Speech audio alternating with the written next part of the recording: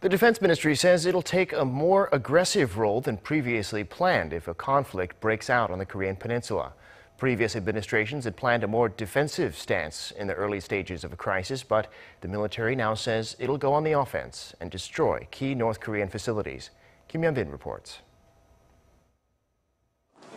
A ministry report to President Moon-Jae-in on Monday, which looked at reform and the future role of the military, focused on establishing a wartime concept where the military will take a more aggressive role.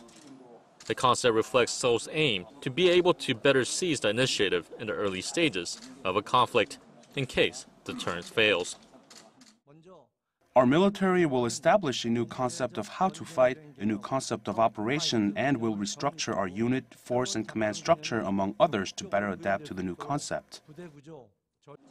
South Korea's Defense Minister Song Yong-moo has stressed that the military will take more of an offensive stance by destroying key North Korean facilities at the outbreak of war, in contrast to the previous administration's stance, which focused on maintaining a defensive posture until reinforcements arrived from the U.S. mainland.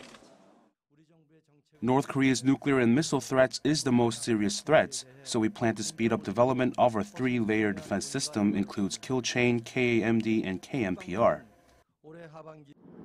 The three-layer defense aims to preemptively strike and destroy key North Korean facilities when a threat is deemed imminent.